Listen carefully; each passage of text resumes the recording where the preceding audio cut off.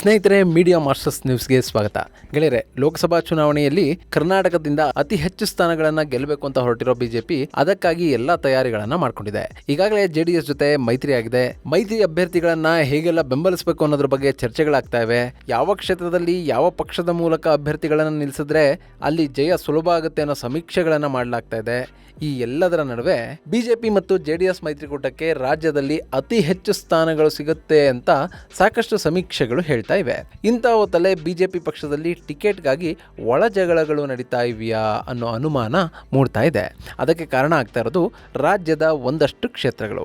ಸದ್ಯಕ್ಕೆ BJP high command ತುಂಬಾನೇ ಬಲಿಷ್ಠ ಆಗಿರೋದ್ರಿಂದ ಅವರು ಈ ಸಮಸ್ಯೆಯನ್ನ ಈಸಿಯಾಗಿ ನಿವಾರಿಸಬಹುದು ಅಂತ ಹೇಳಲಾಗ್ತಾ ಇದೆ. ಅಲ್ಲದೆ ಎದುರಾಗುವ ಭಿನ್ನಮತವನ್ನು ಕೂಡ ಬಿಜೆಪಿ ಹೈಕಮಾಂಡ್ ಶಮನ ಮಾಡುವಷ್ಟು ಶಕ್ತಿಯುತವಾಗಿದೆ ಅಂತ ಹೇಳಲಾಗ್ತಾ ಇದೆ. ಇಷ್ಟೆಲ್ಲ ಇದ್ರೂ ಕೂಡ ಬಿಜೆಪಿಗೆ ತಲೆನೋವಾಗ್ತಾ ಇರುವಂತಹ ಆ ಕ್ಷೇತ್ರಗಳು ಯಾವುವು, ಅಲ್ಲಿ ಯಾವೆಲ್ಲ ವಿಷಯಕ್ಕೆ ಸಮಸ್ಯೆಗಳು ಉಂಟಾಗ್ತಾ ಇವೆ, ಅಭ್ಯರ್ಥಿಗಳ ವಿಷಯದಲ್ಲಿ ಬಿಜೆಪಿ ಎಚ್ಚರಿಕೆಯ ಹೆಜ್ಜೆಯನ್ನ ಇಡಬೇಕಾಗಿರೋದು ಯಾವೆಲ್ಲ ಕ್ಷೇತ್ರಗಳಲ್ಲಿ ಅನ್ನೋದ್ರ ಬಗ್ಗೆ ಒಂದಷ್ಟು ಮಾಹಿತಿಯನ್ನ ನಾವಿಲ್ಲಿ ನೋಡೋಣ.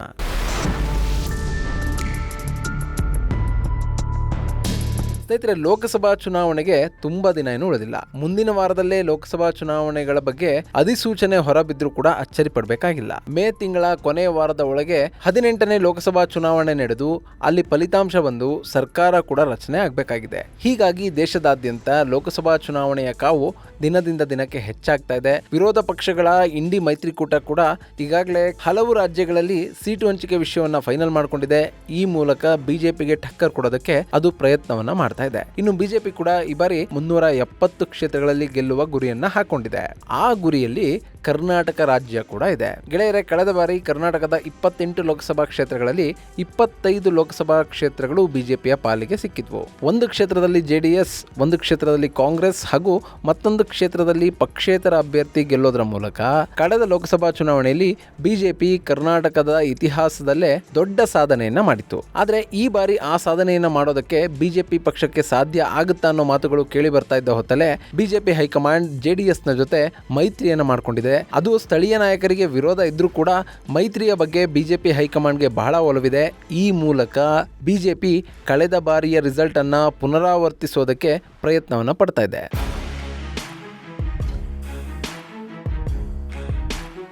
ಗೆಳೆಯರ, ಮೈಸೂರು ಕರ್ನಾಟಕ ಭಾಗದಲ್ಲಿ ಜೆಡಿಎಸ್ ಬಲಿಷ್ಠವಾಗಿದೆ. ಉತ್ತರ ಕರ್ನಾಟಕ ಕರಾವಳಿ ಭಾಗದಲ್ಲಿ ಬಿಜೆಪಿ ತುಂಬಾನೇ ಶಕ್ತಿಯುತವಾಗಿದೆ. ಹೀಗಾಗಿ ಮೈಸೂರು ಕರ್ನಾಟಕ ಭಾಗದಲ್ಲಿ ಜೆಡಿಎಸ್ ಅನ್ನ ಬಿಟ್ಟು ಸ್ಪರ್ಧೆ ಮಾಡಿದ್ರೆ ಅಲ್ಲಿ ತ್ರಿಕೋನ ಸ್ಪರ್ಧೆಗಳು ಏರ್ಪಡುತ್ತೆ.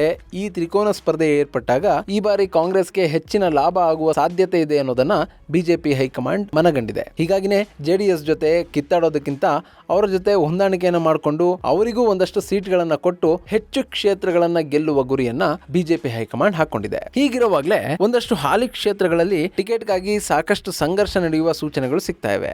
ಅಂತ ಕ್ಷೇತ್ರಗಳ ಪೈಕಿ ಮೊದಲನೆಯದ್ದು ತುಮಕೂರು ಕ್ಷೇತ್ರ. ಗೆಳೆಯರ, ತುಮಕೂರು ಲೋಕಸಭಾ ಕ್ಷೇತ್ರದ ಮೇಲೆ ಜೆಡಿಎಸ್ ಪಕ್ಷ ಕೂಡ ಕಣ್ಣಿಟ್ಕೊಂಡಿದೆ. ಹಾಗೇನೆ ಇಲ್ಲಿ ಬಿಜೆಪಿ ಹಾಲಿ ಸಂಸದರಿದ್ದಾರೆ. ಈ ಬಾರಿ GS ಬಸವರಾಜು ತಾನು ಸ್ಪರ್ಧೆ ಮಾಡೋದಿಲ್ಲ ಅಂತ ಚುನಾವಣೆಗೂ ಮೊದಲೇ ಘೋಷಣೆ ಮಾಡಿದ್ದಾರೆ.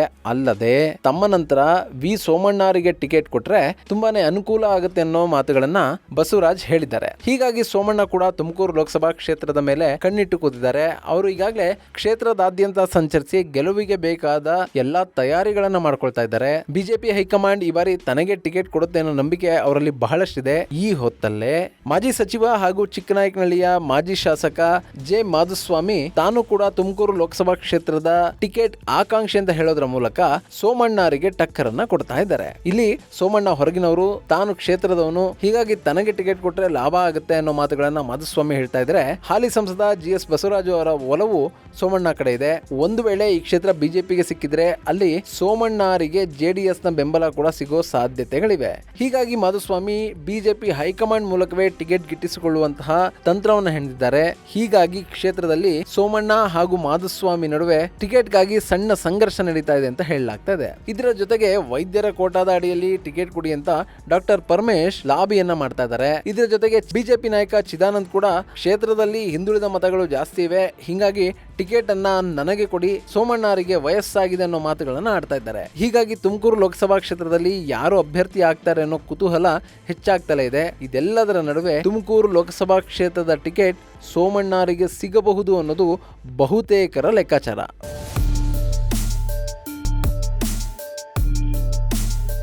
ಇನ್ನು ಬೀದರ್ ಗೆಳೆಯರೆ 2014ರಲ್ಲಿ ಬಿಜೆಪಿ ಅಚ್ಚರಿಯ ರೀತಿಯಲ್ಲಿ ಗೆದ್ದು ಬಂದಂತ ಕ್ಷೇತ್ರ ಬೀದರ್. ಅಲ್ಲಿ ಧರಮ್ ಸಿಂಗ್ ಅವರನ್ನ ಸೋಲಿಸಿದ ಭಗವಂತ್ ಖೂಬಾ 2019ರಲ್ಲೂ ಕೂಡ ಗೆಲುವನ್ನ ತಮ್ಮದಾಗಿಸಿಕೊಂಡಿದ್ರು.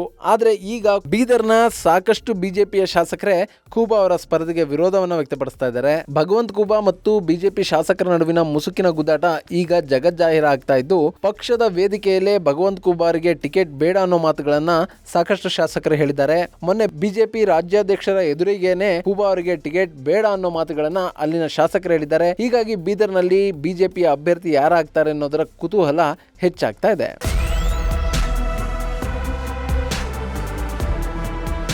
ಇನ್ನು ಹುಬ್ಬಳ್ಳಿ ಧಾರವಾಡ ಗೆಳೆಯರೆ, ಕೇಂದ್ರ ಸಚಿವ ಹಾಗೂ ಹಾಲಿ ಸಂಸದ ಪ್ರಹ್ಲಾದ್ ಜೋಶಿ ಪ್ರತಿನಿಧಿಸ್ತಾ ಇರುವಂತಹ ಕ್ಷೇತ್ರ ಇದು. ವಿಶೇಷ ಅಂದ್ರೆ ಕಳೆದ ವಿಧಾನಸಭಾ ಕ್ಷೇತ್ರದ ಚುನಾವಣೆ ಸಂದರ್ಭದಲ್ಲಿ ಕಾಂಗ್ರೆಸ್ಗೆ ಹಾರಿದ್ದ ಜಗದೀಶ್ ಶೆಟ್ಟರ್ ಈಗ ಮತ್ತೆ ವಾಪಸ್ ಬಂದಿದ್ದಾರೆ. ಅವರು ಧಾರವಾಡ ಕ್ಷೇತ್ರದ ಮೇಲೆ ಕಣ್ಣಿಟ್ಟಿದ್ದಾರೆ ಅನ್ನೋ ಮಾತುಗಳು ಕೇಳಿ ಬರ್ತಾ ಇವೆ. ಒಂದು ವೇಳೆ ಅಲ್ಲಿ ಜಗದೀಶ್ ಶೆಟ್ಟರ್ ಧಾರವಾಡ ಕ್ಷೇತ್ರದ ಮೇಲೆ ಕಣ್ಣಿಟ್ಟು ಕುಳಿತಿದ್ರೆ ಅಲ್ಲಿ ಪ್ರಹ್ಲಾದ್ ಜೋಶಿ ಮತ್ತು ಜಗದೀಶ್ ಶೆಟ್ಟರ್ ನಡುವೆ ಸಣ್ಣದಾಗಿ ಸಂಘರ್ಷ ನಡೆಯುವ ಸಾಧ್ಯತೆ ಇದೆ. ಸದ್ಯಕ್ಕೆ ಇಲ್ಲಿವರೆಗೂ ಕೂಡ ಕ್ಷೇತ್ರದಲ್ಲಿ ಇವರಿಬ್ಬರಲ್ಲಿ ಯಾರನ್ನ ಅಭ್ಯರ್ಥಿಯನ್ನಾಗಿ ಮಾಡಲಾಗುತ್ತೆ ಅನ್ನೋ ಅಂತಿಮ ಪಟ್ಟಿ ಹೊರಬಿದ್ದಿಲ್ಲ. ಹೀಗಿದ್ರೂ ಕೂಡ ಕ್ಷೇತ್ರದಲ್ಲಿ ಲಿಂಗಾಯತ ಮತಗಳು ಹೆಚ್ಚಾಗಿವೆ ಹಾಗೂ ಪಕ್ಷದ ಗರ್ವಾಪ್ಸಿ ಸಂದರ್ಭದಲ್ಲಿ ತಮಗೆ ಹೈಕಮಾಂಡ್ ಮಾತನ್ನ ಕೊಟ್ಟಿದೆ ಅನ್ನೋ ನಿಟ್ಟಿನಲ್ಲಿ ಜಗದೀಶ್ ಶೆಟ್ಟರ್ ಮಾತಾಡ್ತಾ ಇದ್ರೆ, ಈ ಬಾರಿ ಕೂಡ ನಾನೇ ಅಭ್ಯರ್ಥಿ ಅನ್ನೋ ನಿಟ್ಟಿನಲ್ಲಿ ಪ್ರಹ್ಲಾದ್ ಜೋಶಿ ಮಾತಾಡ್ತಾ ಇದ್ದಾರೆ. ಇಷ್ಟಾದ್ರೂ ಕ್ಷೇತ್ರದ ಅಭ್ಯರ್ಥಿ ಯಾರಾಗ್ತಾರೆ ಅನ್ನೋ ಕುತೂಹಲಕ್ಕೆ ಇನ್ನೂ ಕೂಡ ತೆರೆ ಬಿದ್ದಿಲ್ಲ.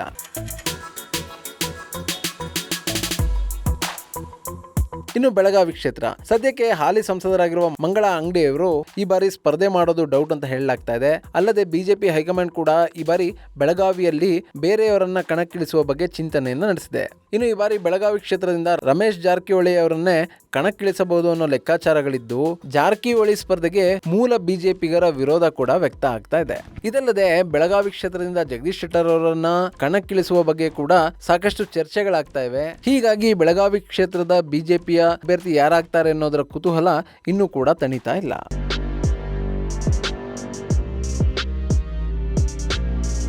ಇನ್ನು ಹಾವೇರಿ ಏಲಕ್ಕಿನಾಡು ಹಾವೇರಿಯಲ್ಲೂ ಕೂಡ ಆಂತರಿಕ ಸಂಘರ್ಷ ಜೋರಾಗಿದೆ. ಕೆ.ಎಸ್. ಈಶ್ವರಪ್ಪ ಹಾಗೂ ಬಿ.ಸಿ. ಪಾಟೀಲ್ ಅನ್ನೋ ಹಾಗೆ ಅಲ್ಲಿ ವಾತಾವರಣ ಕಂಡು ಬರ್ತಾ ಇದೆ. ಈಶ್ವರಪ್ಪ ತಮ್ಮ ಪುತ್ರ ಕಾಂತೇಶ್ರನ್ನ ಈ ಬಾರಿ ಸಂಸದರನ್ನಾಗಿ ನೋಡುವ ಕಾತುರದಲ್ಲಿದ್ದಾರೆ. ಅದಕ್ಕಾಗಿ ಈಗಾಗಲೇ ಸಾಕಷ್ಟು ತಯಾರಿಯನ್ನು ಕೂಡ ಮಾಡ್ಕೊಂಡಿದ್ದಾರೆ. ಆದ್ರೆ ಬಿಜೆಪಿಯ ಟಿಕೆಟ್ ಅನ್ನ ಹಾವೇರಿ ಜಿಲ್ಲೆಯವರಿಗೆ ಕೊಡಬೇಕು ಅಂತ ಬಿ.ಸಿ. ಪಾಟೀಲ್ ಹೇಳ್ತಾ ಇದ್ದಾರೆ. ಈ ಮೂಲಕ ತಾವು ಕೂಡ ಈ ಬಾರಿ ಹಾವೇರಿ ಕ್ಷೇತ್ರದ ಆಕಾಂಕ್ಷಿ ಅನ್ನೋದನ್ನ ಮಾರ್ಮಿಕವಾಗಿ ಹೇಳ್ತಾ ಇದ್ದಾರೆ. ಇನ್ನು ಕ್ಷೇತ್ರದಲ್ಲಿ ಇವರು ಯಾರಿಗೂ ಟಿಕೆಟ್ ಬೇಡ, ಮಾಜಿ ಮುಖ್ಯಮಂತ್ರಿ ಬಸವರಾಜ ಬೊಮ್ಮಾಯಿ ಅವರನ್ನೇ ಕಣಕ್ಕಿಳಿಸುವ ಬಗ್ಗೆ ಚರ್ಚೆಗಳು ನಡೀತಾ ಇವೆ. ಆದ್ರೆ ಬೊಮ್ಮಾಯಿ ಅವರು ಸ್ಪರ್ಧೆ ಮಾಡಿದ್ರೆ ತಾನು ಕೆಲಸ ಮಾಡೋದಿಲ್ಲ ಅಂತ ಮಾಜಿ ಶಾಸಕ ನೆಹರು ಓಲೇಕರ್ ಹೇಳ್ತಾ ಇದ್ದಾರೆ. ಇದೆಲ್ಲದರ ನಡುವೆ ಹಾವೇರಿ ಕ್ಷೇತ್ರವನ್ನ ಜಗದೀಶ್ ಶೆಟ್ಟರ್ ಅವರಿಗೆ ಬಿಟ್ಕೊಡ್ಲಾಗುತ್ತೆ, ಧಾರವಾಡದಿಂದ ಪ್ರಹ್ಲಾದ್ ಜೋಶಿ ಅವರನ್ನೇ ಕಣಕ್ಕಿಳಿಸಲಾಗುತ್ತೆ ಅನ್ನೋ ಮಾತುಗಳು ಕೂಡ ಕೇಳಿ ಬರ್ತಾ ಇವೆ. ಹೀಗಾಗಿ ಹಾವೇರಿ ಜಿಲ್ಲೆಯಲ್ಲಿ ಯಾರಿಗೆ ಟಿಕೆಟ್ ಲಭ್ಯ ಆಗುತ್ತೆ ಅನ್ನೋದ್ರ ಬಗ್ಗೆ ಇನ್ನೂ ಕೂಡ ಸಾಕಷ್ಟು ಅನುಮಾನಗಳಿವೆ.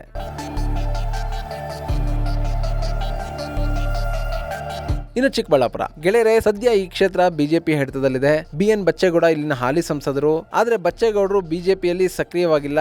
ಅವರ ಮಗ ಈಗ ಕಾಂಗ್ರೆಸ್ನ MLA. ಈ ನಿಟ್ಟಿನಲ್ಲಿ ಚಿಕ್ಕಬಳ್ಳಾಪುರ ಕ್ಷೇತ್ರಕ್ಕೆ ಹೊಸ ಮುಖವನ್ನ ಆಯ್ಕೆ ಮಾಡುವಂತಹ ಅನಿವಾರ್ಯ ಬಿಜೆಪಿ ಪಕ್ಷಕ್ಕೆ ಎದುರಾಗಿದೆ. ಹಾಗೆ ನೋಡಿದ್ರೆ ಈ ಕ್ಷೇತ್ರವನ್ನ JDSಗೆ ಬಿಟ್ಟುಕೊಡಲಾಗುತ್ತೆ ಅನ್ನೋ ಮಾತುಗಳು ಕೇಳಿ ಬರ್ತಾ ಇವೆ. ಇಷ್ಟಾದ್ರೂ ಕ್ಷೇತ್ರದಲ್ಲಿ ಮಾಜಿ ಸಚಿವ ಕೆ. ಸುಧಾಕರ್ ತುಂಬಾನೇ ಆಕ್ಟಿವ್ ಆಗಿ ಓಡಾಡ್ತಾ ಇದ್ದಾರೆ. ಅವರು ಈಗಾಗಲೇ JDSನ ಒಪ್ಪಿಗೆಯನ್ನು ಪಡೆದು ಬಿಟ್ಟಿದ್ದೀನಿ ಅನ್ನೋ ಮಾತುಗಳನ್ನು ಆಡ್ತಾ ಚುನಾವಣಾ ಪ್ರಚಾರವನ್ನು ಕೂಡ ಮಾಡ್ತಾ ಇದ್ದಾರೆ. ಇದರ ಜೊತೆಗೆ SR ವಿಶ್ವನಾಥ್ ಅವರ ಮಗನ ಹೆಸರು ಇಲ್ಲಿ ಕೇಳಿ ಬರ್ತಾ ಇದೆ. ವಿಶ್ವನಾಥ್ ತಮ್ಮ ಮಗನನ್ನ ಸಂಸದನನ್ನಾಗಿ ಮಾಡೋದಕ್ಕೆ ಎಲ್ಲಾ ಪಟ್ಟುಗಳನ್ನ ಬಳಸ್ತಾ ಇದ್ದಾರೆ ಅನ್ನೋ ಮಾಹಿತಿ ಇದೆ. ಈ ಇಬ್ಬರ ನಡುವೆ MTB ನಾಗರಾಜ್ ಅವರಿಗೆ ಟಿಕೆಟ್ ಕೊಟ್ರೆ ಗೆಲುವು ಸುಲಭ ಅನ್ನೋ ಮಾತುಗಳು ಕೂಡ ಕೇಳಿ ಬರ್ತಾ ಇವೆ. ಹೀಗೆ ಚಿಕ್ಕಬಳ್ಳಾಪುರ ಕ್ಷೇತ್ರ ಅನ್ನೋದು ತುಂಬಾನೇ ಕನ್ಫ್ಯೂಷನ್ ಅನ್ನ ಬಿಜೆಪಿಯಲ್ಲಿ ಕ್ರಿಯೇಟ್ ಮಾಡ್ತಾ ಇದೆ. ವಿಚಿತ್ರ ಅಂತಂದ್ರೆ ಬಿಜೆಪಿಯ ಟಿಕೆಟ್ಗಾಗಿ ಓಡಾಡ್ತಾ ಇರುವ ಕೆ. ಸುಧಾಕರ್ ಕಾಂಗ್ರೆಸ್ ಸೇರೋದಕ್ಕೆ ಕಾಂಗ್ರೆಸ್ ಬಾಗಿಲ ಬಳಿ ನಿಂತಿದ್ದಾರೆ ಅನ್ನೋ ಮಾಹಿತಿ ಕೂಡ ಹೊರಬೀಳ್ತಾ ಇದೆ. ಆದ್ರೆ ಚಿಕ್ಕಬಳ್ಳಾಪುರ ಕ್ಷೇತ್ರವನ್ನ ಬಿಜೆಪಿ ತನ್ನಲ್ಲೇ ಉಳಿಸ್ಕೊಳ್ಳುತ್ತಾ ಅಥವಾ ಅದನ್ನ JDSಗೆ ಬಿಟ್ಟುಕೊಡುತ್ತಾ ಅನ್ನೋ ಮಾಹಿತಿ ಇನ್ನೂ ಕೂಡ ಸಂಪೂರ್ಣವಾಗಿ ಲಭ್ಯ ಆಗಿಲ್ಲ. ಇಷ್ಟಾದ್ರೂ ಬಿಜೆಪಿಯ ಒಳಗೆ ಟಿಕೆಟ್ಗಾಗಿ ಸಾಕಷ್ಟು ಪೈಪೋಟಿ ಇದೆ. SR Vishwanath, K. ಸುಧಾಕರ್ ಹಾಗೂ MTB ನಾಗರಾಜ್ ಇವರಲ್ಲಿ ಯಾರು ಅಭ್ಯರ್ಥಿ ಆಗ್ತಾರೆ ಅಥವಾ ಈ ಮೂವರು ಬೇಡ ಅಂತ ಬಿಜೆಪಿ ಹೈಕಮಾಂಡ್ ಅಲ್ಲಿಂದ ಬೇರೆ ಇನ್ಯಾರನ್ನಾದರೂ ಕಣಕ್ಕಿಳಿಸುತ್ತಾ ಅನ್ನೋದನ್ನ ಕಾದು ನೋಡಬೇಕು.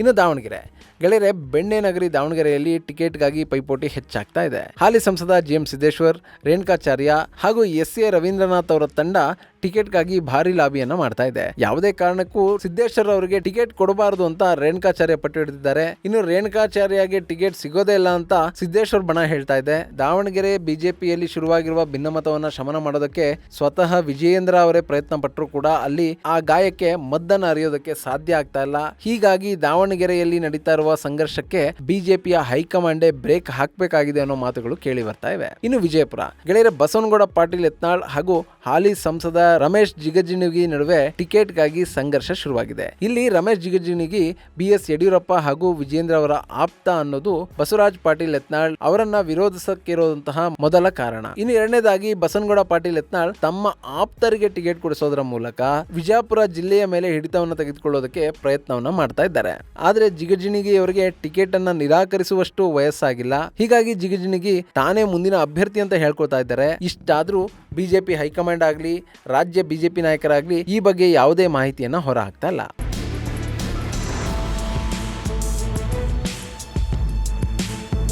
ಇನ್ನು ಉಡುಪಿ ಚಿಕ್ಕಮಗಳೂರು ಸದ್ಯ ಇಲ್ಲಿನ ಹಾಲಿ ಸಂಸದರಾಗಿರೋದು ಕೇಂದ್ರ ಸಚಿವೆ ಶೋಭಾ ಕರಂದ್ಲಾಜೆ. ಆದರೆ ಈ ಬಾರಿ ಶೋಭಾ ಕರಂದ್ಲಾಜೆಗೆ ಟಿಕೆಟ್ ಬೇಡ, ಗೋ ಬ್ಯಾಕ್ ಶೋಭಾ ಅನ್ನುವಂತಹ ಮಾತುಗಳು ಚಿಕ್ಕಮಗಳೂರು ಉಡುಪಿ ಕ್ಷೇತ್ರದಲ್ಲಿ ಕೇಳಿ ಬರ್ತಾ ಇವೆ. ಇನ್ನು ಶೋಭಾ ಹಟಾವೋ ಬಿಜೆಪಿ ಬಚಾವೋ ಅನ್ನೋ ಮಾತುಗಳನ್ನು ಕೂಡ ದೊಡ್ಡ ಮಟ್ಟಿಗೆ ಅಲ್ಲಿನ ಒಂದಷ್ಟು ನಾಯಕರು ಮಾಡ್ತಾ ಇದ್ದಾರೆ. ಆದ್ರೆ ಇದರ ಹಿಂದೆ ಬಿಜೆಪಿಯ ಬಹುದೊಡ್ಡ ನಾಯಕರೊಬ್ಬರು ಇದ್ದಾರೆ ಅಂತ ಶೋಭಾ ಕರಂದ್ಲಾಜೆ ಸಿಟಿ ರವಿ ಅವರ ಕಡೆಗೆ ಬೆರಳನ್ನ ತೋರಿಸ್ತಾ ಇದ್ದಾರೆ. ಈ ಮೂಲಕ ಸಿಟಿ ರವಿ ಹಾಗೂ ಶೋಭಾ ಕರಂದ್ಲಾಜೆ ನಡುವೆ ಟಿಕೆಟ್ಗಾಗಿ ಸಂಘರ್ಷ ನಡೀತಾ ಇದೆಯಾ ಅನ್ನೋ ಅನುಮಾನಗಳಿಗೆ ಪುಷ್ಟಿ ಸಿಗ್ತಾ ಇದೆ. ಗೆಳೆಯರೆ ಸಿಟಿ ರವಿ 2023ರ ವಿಧಾನಸಭಾ ಚುನಾವಣೆಯಲ್ಲಿ ಸೋಲನ್ನ ಅನುಭವಿಸಿದ ನಂತರ 2 ಕ್ಷೇತ್ರಗಳ ಮೇಲೆ ಕಣ್ಣನ್ನ ಇಟ್ಕೊಂಡಿದ್ದಾರೆ. ಅದರಲ್ಲಿ ಒಂದು ಬೆಂಗಳೂರು ಉತ್ತರ ಕ್ಷೇತ್ರ ಆದ್ರೆ ಮತ್ತೊಂದು ಉಡುಪಿ ಚಿಕ್ಕಮಗಳೂರು ಕ್ಷೇತ್ರ. ಉಡುಪಿ ಚಿಕ್ಕಮಗಳೂರು ಕ್ಷೇತ್ರದಲ್ಲಿ ಬಿಜೆಪಿಯ ಹಿಡಿತ ತುಂಬಾನೇ ಬಲಿಷ್ಠವಾಗಿದೆ. ಇನ್ನು ಬೆಂಗಳೂರು ಉತ್ತರ ಕ್ಷೇತ್ರದಲ್ಲಿ ಬಿಜೆಪಿ ಹಿಡಿತದ ಜೊತೆಗೆ ಜಾತಿಯ ಬಲ ಕೂಡ ಇರೋದ್ರಿಂದ ಸಿಟಿ ರವಿ ಈ 2 ಕ್ಷೇತ್ರಗಳ ಮೇಲೆ ಕಣ್ಣಿಟ್ಟಿದ್ರು. ಆದ್ರೆ ಬೆಂಗಳೂರು ಉತ್ತರ ಕ್ಷೇತ್ರಕ್ಕೆ ಸಿಟಿ ರವಿ ಅವರನ್ನ ಬಿಟ್ಕೊಳ್ಳೋದಕ್ಕೆ ಬಿಜೆಪಿಯ ಸ್ಥಳೀಯ ನಾಯಕರು ಸಿದ್ಧ ಇಲ್ಲ. ಇದೇ ಪರಿಸ್ಥಿತಿ ಶೋಭಾ ಕರಂದ್ಲಾಜೆ ಅವರಿಗೂ ಇದೆ. ಈ ಹಿಂದೆ ಶೋಭಾ ಕರಂದ್ಲಾಜೆ ಅವರೇ ಬೆಂಗಳೂರು ಉತ್ತರ ಕ್ಷೇತ್ರಕ್ಕೆ ಬಂದು ಸ್ಪರ್ಧೆ ಮಾಡ್ತಾರೆ ಅಂತ ಹೇಳಲಾಗ್ತಾ ಇತ್ತು. ಆದ್ರೆ ಬಿಜೆಪಿಯ ಸ್ಥಳೀಯ ನಾಯಕರು ಇದಕ್ಕೆ ವಿರೋಧವನ್ನ ವ್ಯಕ್ತಪಡಿಸ್ತಾ ಇದ್ದಾರೆ. ಇಲ್ಲಿ ಶೋಭಾ ಕರಂದ್ಲಾಜೆ ಅವರ ಸ್ಪರ್ಧೆ ನಡೆದ್ರು ಕೂಡ ಅವರನ್ನ ಸ್ವಪಕ್ಷೀಯರೇ ಸೋಲಿಸಿ ಬಿಡ್ತಾರೆ ಅನ್ನೋ ಅನುಮಾನಗಳು ಕೂಡ ಕೇಳಿ ಬರ್ತಾ ಇವೆ. ಹೀಗಾಗಿ ಸಿಟಿ ರವಿ ಹಾಗೂ ಶೋಭಾ ಕರಂದ್ಲಾಜೆ ಇಬ್ಬರು ಕೂಡ ಉಡುಪಿ ಚಿಕ್ಕಮಗಳೂರು ಕ್ಷೇತ್ರದ ಮೇಲೆ ಕಣ್ಣಿಟ್ಟು ಕೂತಿದ್ದಾರೆ. ಆದ್ರೆ ಈ ಬಾರಿ ಅಲ್ಲಿ ಬಿಜೆಪಿ ಹೈಕಮಾಂಡ್ ಯಾರನ್ನ ಕಣಕ್ಕಿಳಿಸುತ್ತೆ ಅನ್ನೋದನ್ನ ಕಾದು ನೋಡ್ಬೇಕು. ಸದ್ಯಕ್ಕೇನೋ ಯಡಿಯೂರಪ್ಪನವರು ಶೋಭಾ ಕರಂದ್ಲಾಜೆ ಅವರೇ ಈ ಬಾರಿಯ ಚುನಾವಣೆಯಲ್ಲೂ ಕೂಡ ಗೆಲ್ತಾರೆ ಅನ್ನೋ ಮಾತುಗಳನ್ನು ಹೇಳೋದ್ರ ಮೂಲಕ ಉಡುಪಿ ಚಿಕ್ಕಮಗಳೂರಿನಿಂದ ಶೋಭಾ ಕರಂದ್ಲಾಜೆ ಅವರಿಗೆ ಟಿಕೆಟ್ ಸಿಗಬಹುದು ಅನ್ನುವಂತಹ ಒಂದು ಸೂಚನೆಯನ್ನ ಕೊಟ್ಟಿದ್ದಾರೆ. ಆದ್ರೆ ಅದನ್ನ ಬಿಜೆಪಿಯ ಹೈಕಮಾಂಡ್ ಎಷ್ಟು ಗಂಭೀರವಾಗಿ ತೆಗೆದುಕೊಳ್ಳುತ್ತೆ ಅನ್ನೋದನ್ನ ಕಾದು ನೋಡಬೇಕು.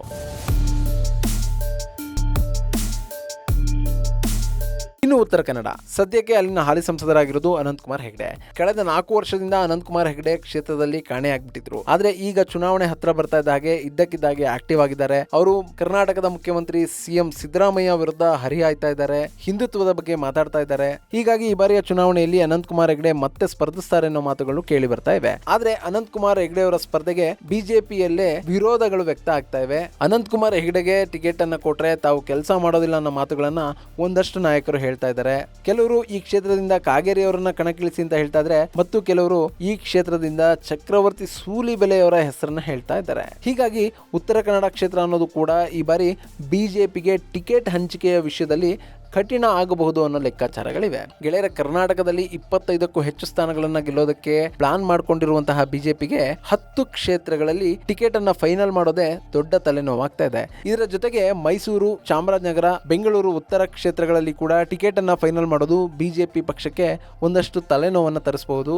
ಆದ್ರೆ ಈಗ ಬಿಜೆಪಿ ಹೈಕಮಾಂಡ್ ಕಮಾಂಡಿಂಗ್ ಪೊಸಿಷನ್ ನಲ್ಲಿ ಇದೆ. ಈ ಹಿಂದೆ ಇಂದಿರಾ ಗಾಂಧಿ ಅವರ ಕಾಲದಲ್ಲಿ ಹೇಗೆ ಕಾಂಗ್ರೆಸ್ ನಡ್ಕೊಳ್ತಾ ಇತ್ತೋ ಅದೇ ರೀತಿ ಈಗ ಬಿಜೆಪಿ ಪಕ್ಷ ಕೂಡ ಇದೆ. ಸೊ ಬಿಜೆಪಿಯ ಹೈಕಮಾಂಡ್ ಹೇಳಿದಾಗೆ ಅಲ್ಲಿ ಅಭ್ಯರ್ಥಿಗಳು ಸ್ಪರ್ಧೆ ಮಾಡ್ತಾರೆ, ಅವರನ್ನ ಗೆಲ್ಲಿಸುವ ಜವಾಬ್ದಾರಿ ಕಾರ್ಯಕರ್ತರದಾಗಿರುತ್ತೆ. ಹೀಗಾಗಿನೇ ಬಿಜೆಪಿ ಈ ಕ್ಷೇತ್ರಗಳ ಬಗ್ಗೆ ಹೆಚ್ಚು ತಲೆ ಕೆಡಿಸ್ಕೊಳ್ತಾ ಇಲ್ಲ.